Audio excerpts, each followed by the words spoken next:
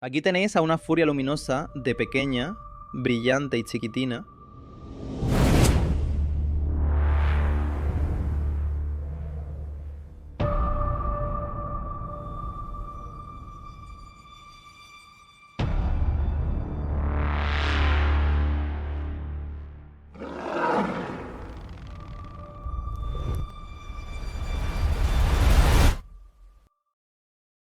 Aquí tenéis a una furia luminosa de pequeña, brillante y chiquitina. Y aquí la tenéis convertida en una bestia parda dominando el cielo. Hoy voy a simular exactamente qué se sentiría al criar a este bicho legendario como mascota en casa. Desde que es una cría, que parece inofensiva, hasta que se vuelve demasiado poderosa para controlarla. La verdad, seguramente sea la peor idea que he tenido en mi vida. Miradla ahora mismo. En esta fase tiene el tamaño de un gato pequeño, escamas blancas brillantes, ojos azules oscuros y esos bultitos en la cabeza. Es lo más pequeña, mona y manejable que va a ser nunca. Ahora está frita, así que vamos a despertarla. Vale, sí, ya está despierta del todo, y no le ha hecho ni pizca de gracia que la moleste. A esta edad te esperas que sea suave, pero que no os engañe el brillo. Lo primero que quise probar es qué tal se porta. Empecé dándole un par de juguetes a ver si pilla el concepto de jugar. Al principio solo los olió, ladeó la cabeza y luego intentó desintegrar un patito de goma con un siseo. Buena señal, ¿no? Luego hice algo de lo que igual me arrepiento luego. Le ofrecí el dedo. Menos mal que sus dientes son minúsculos ahora, pero esos bordes de sierra van a cambiar fijo en cuanto crezca. Como está pegando el estirón, necesita comer muchísimas calorías para desarrollar esas alas enormes. Decidí probar qué dieta prefiere una furia luminosa.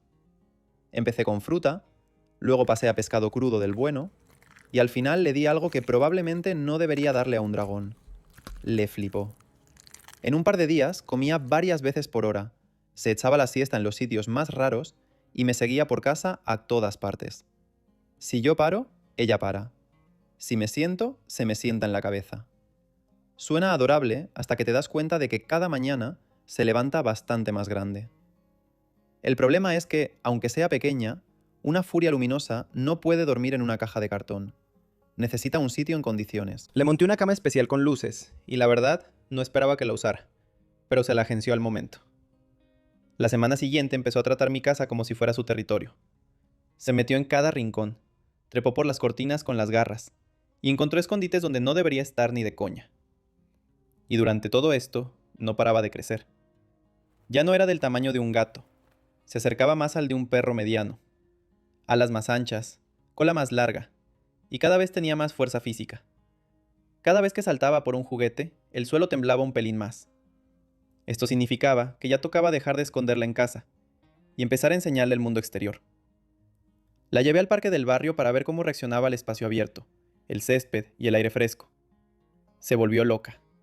Corrió por ahí, aleteó un poco e intentó cazar pájaros que eran mucho más rápidos que ella. También asustó sin querer a un par de senderistas, pero en general, misión cumplida. O eso creía. Porque el siguiente sitio al que la llevé fue un centro comercial petado de gente. Y eso, amigos, fue una cagada monumental. La gente se quedó clavada. Sacaron los móviles al instante. Se montó un corro en segundos. Y ahí me di cuenta de que controlar a un mito viviente es mucho más jodido de lo que parece. Ir al centro comercial con un dragón brillante fue seguramente el error más caótico de mi vida. En cuanto entramos, todo el edificio se quedó paralizado. Parecía una escena de película. La gente sacó los móviles al instante, se montó un corro en segundos y los de seguridad no tenían ni idea de qué hacer con nosotros. Ella posaba para las cámaras, se paseaba como si fuera la dueña del cortijo y, sin querer o queriendo, de un coletazo se cargó un stand enorme de perfumes. Para cuando por fin logramos salir, estaba clarísimo. Este bicho ya no era una mascota normal. Apenas cabía en su cama especial. El salón se le quedaba pequeño y cada vez que abría las salas le daba a los muebles o tiraba los cuadros de las paredes. Me di cuenta de que tenía que llevarla a un sitio tranquilo, donde pudiera sentir los elementos de verdad. Así que decidí tirar para el océano. Era la primera vez que veía la playa y flipó con lo grande que era. Caminaba por la orilla, mirando las olas con esos ojazos azules, y al final se metió dentro sin más. Para mi sorpresa, pilló el truco de nadar casi al instante, deslizándose por el agua como si hubiera nacido para ello. Pero incluso en una playa perdida, la gente empezó a verla desde lejos. Se corrió la voz. Mi mascota secreta se estaba volviendo una sensación mundial, y ella se ponía más grande y fuerte cada día. Llegados a este punto, era obvio que una vida normal se le quedaba corta. Ya casi no pasaba por las puertas de casa. Su cola era como una bola de demolición que lo destrozaba todo, incluso cuando intentaba tener cuidado.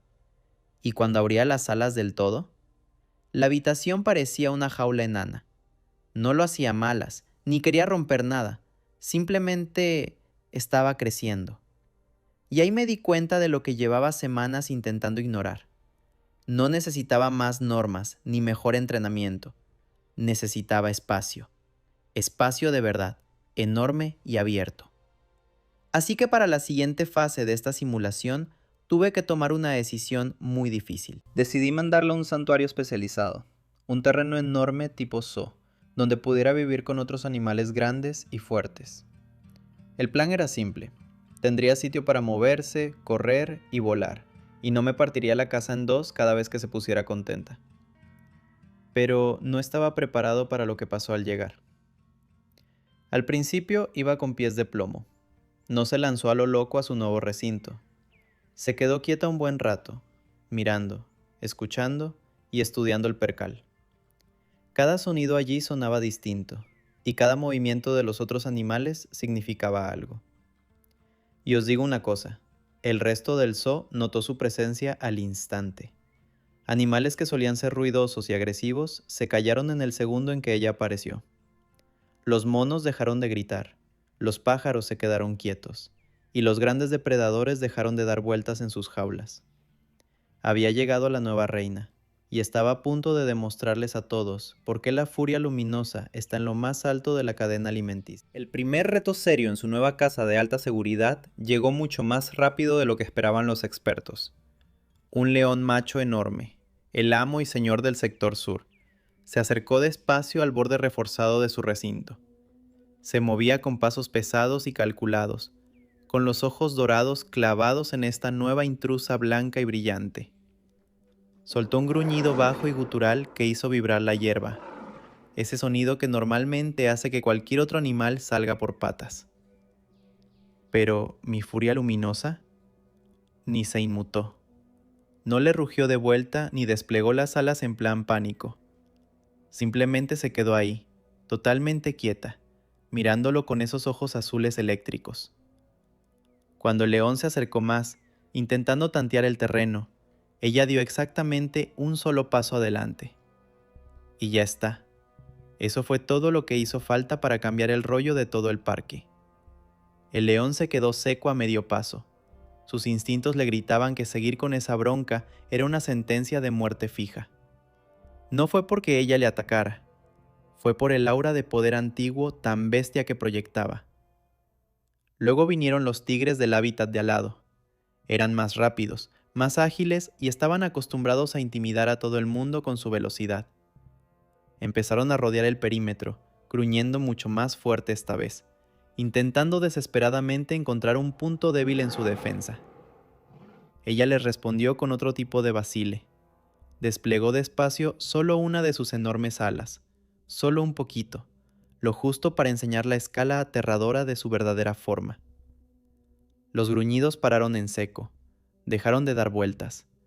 Hasta los tigres pillaron que la jerarquía del sitio había cambiado para siempre. Luego llegaron los osos. Unos osos pardos enormes con una fuerza física brutal y una mala leche a juego. Uno de ellos se puso de pie sobre dos patas, elevándose por encima de la valla de contención, y soltó un rugido que resonó por todo el santuario como un trueno. Ella no le devolvió el rugido al momento, esperó que volviera en silencio, a que el aire se calmara. Y entonces soltó un gruñido bajo y controlado. No fue alto, pero fue profundo.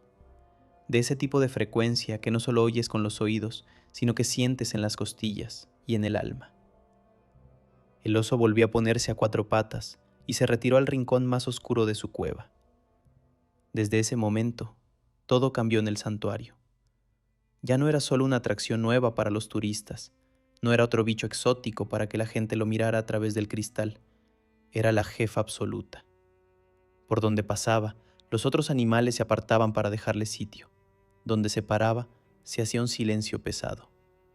Era como si todo el zoo hubiera firmado un pacto silencioso, reconociendo que ella era la que mandaba de verdad. Pero ser la fuerza dominante del planeta tiene sus consecuencias. La voz corrió como la pólvora, y pronto las multitudes crecieron 10 veces más. Las cámaras empezaron a disparar sin parar, y los equipos de noticias internacionales empezaron a aparecer a todas horas. Al principio toleraba la atención constante, incluso parecía que le daban curiosidad los miles de humanos pegados al cristal. Pero día tras día, el ruido nunca paraba. Las luces cegadoras no se apagaban ni a medianoche. Podía ver que algo muy dentro de ella empezaba a cambiar hacia algo más oscuro. Dejó de dormir profundamente. Empezó a recorrer el perímetro de su recinto a altas horas de la noche, mirando la luna durante horas con una mirada desesperada. No buscaba más comida ni más juguetes. Estaba recordando algo que nunca había vivido de verdad, la libertad total y absoluta. Las paredes de alta tecnología del santuario empezaban a parecerle tan pequeñas como las del salón de mi casa. Yo sabía en el fondo que esta paz frágil no iba a durar mucho más. El cielo le estaba llamando, y por fin estaba lista para responder. Día tras día, la presión no paraba de aumentar. El santuario dejó de ser un lugar de descanso para convertirse en una especie de pecera de alta tecnología. Móviles, cámaras y montones de gente pegados constantemente al cristal reforzado. El silencio dejó de existir. No había ni un solo momento en el que miles de desconocidos no la estuvieran observando, analizando o grabando. Incluso por la noche, cuando se supone que el parque estaba vacío, las luces de seguridad parpadeaban en su recinto. Oí el zumbido lejano de las máquinas y el susurro constante de la gente intentando ver a la leyenda, aunque fuera de reojo. Dejó de dormir por completo. Empezó a recorrer el perímetro con una intensidad nerviosa y mecánica que empezó a asustar de verdad al personal. Se pasaba horas mirando al cielo, más de lo normal, como si echara de menos una vida que nunca llegó a vivir. Al principio aguantó que invadieran su privacidad. Luego empezó la ansiedad. Después, la frustración. Y entonces, una noche especialmente húmeda, algo se rompió dentro de ella. Todo empezó con un gruñido, no agresivo, sino bajo, cansado y lleno de decepción. El cristal empezó a vibrar tan fuerte que los animales de al lado entraron en pánico total. Los cuidadores empezaron a gritar órdenes y los visitantes a chillar cuando la presión del aire cambió de golpe. Ella retrocedió, y sus escamas se calentaron tanto que empezó a brillar con una luz blanca cegadora. Entonces, por primera vez, abrió las alas por completo dentro del recinto. La estructura no estaba hecha para ese tamaño. Caía polvo de las vigas de acero, el metal chirriaba bajo la fuerza brutal de sus alas, y esta vez no paró. Con un aleteo potente y explosivo, hizo que todo el edificio crujiera. No se vino abajo al instante, pero se veía cómo las grietas recorrían el cristal reforzado como una telaraña.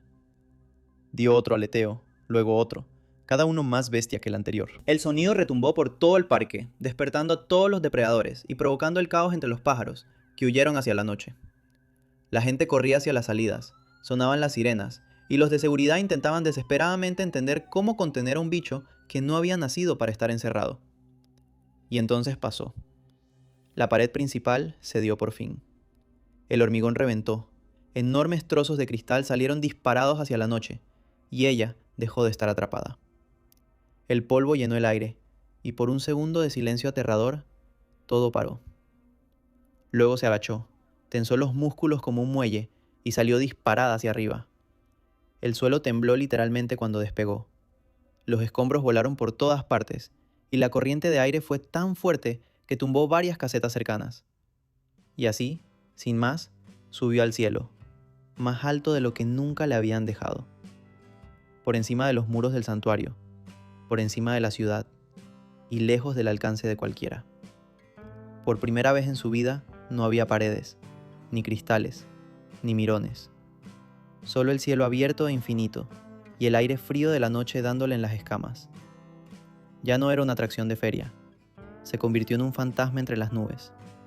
y el mundo estaba a punto de entender que un milagro no se puede enjaular.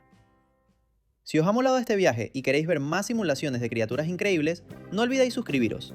Dadle a la campanita para no perderos nada de la locura de contenido que estamos preparando. Porque creedme, esto no ha hecho más que empezar.